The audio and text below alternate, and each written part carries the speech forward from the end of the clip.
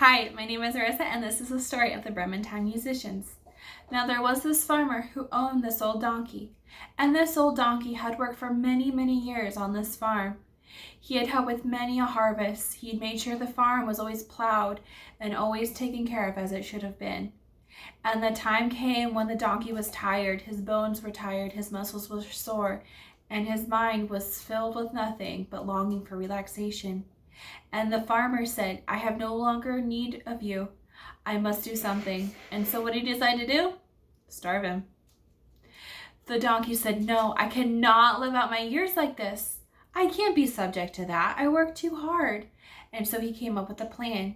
He decided, you know what? To the Bremen town I shall go. And he picked it up, packed it up, and moved on out that same night.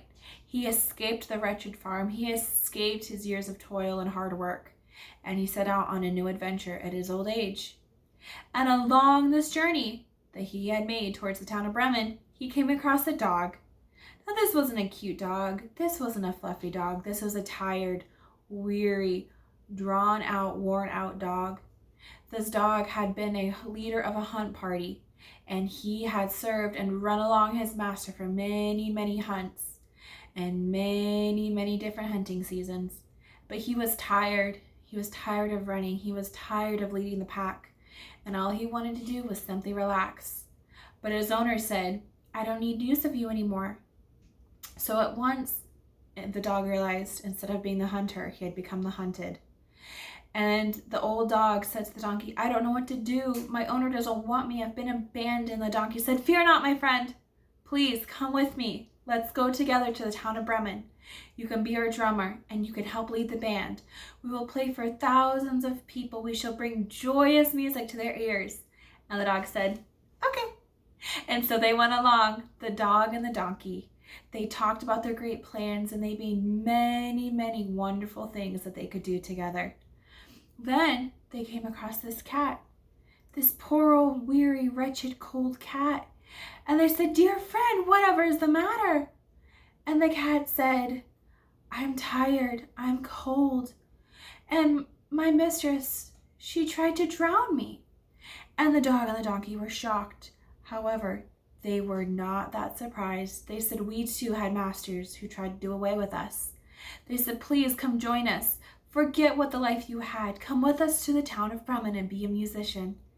And the weary old cat lifted up her poor soaking head and said, all right, let's do it. And so they went off.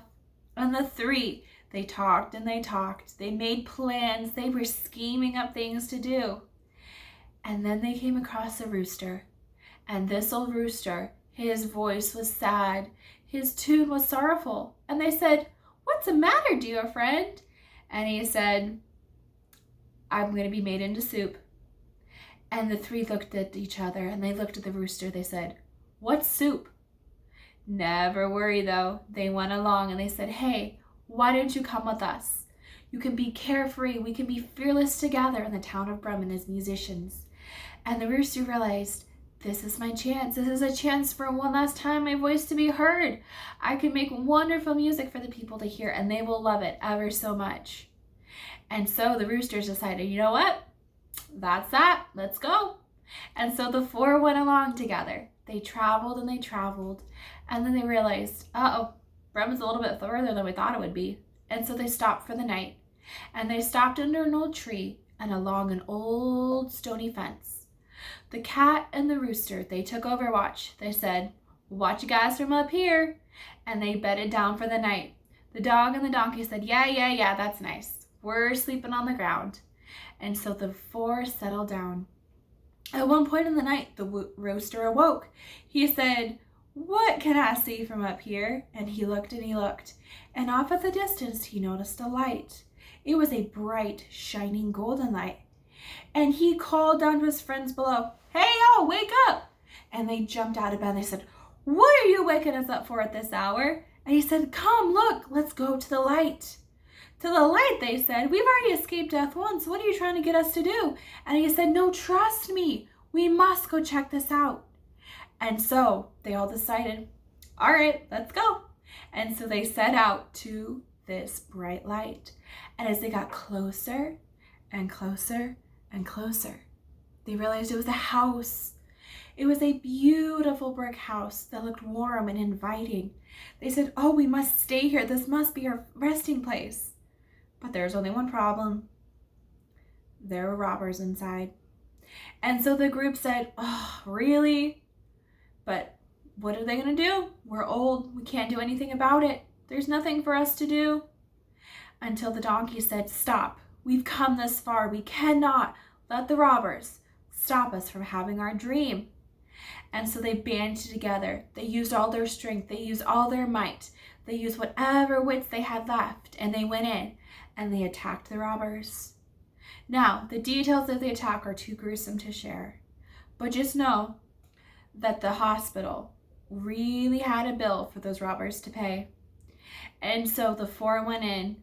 The cat went under the stove for warmth. The dog curled up next to the fire. The rooster crawled on top of the fireplace, and the donkey, he just found a place under the couch. He went to sleep. And at some point the next morning, bright and early, the robbers came back. They came limping back. They said, "We will not let those animals have what belonged to us." Irony, right? And so they snuck into the house, and they opened the door, and they started creeping around. Well, a dog awoke. And then awoke the cat, who then awoke the donkey, who then awoke the rooster. And they said, "Get out." And so one last time, they showed those robbers who were boss. And once the robbers had finally left their humble abode, the group said, all right, we're not that bad. We still got it left. All right, good job, guys." And then from that point on, they said, "This is where we shall reside. The town of Bremen can wait.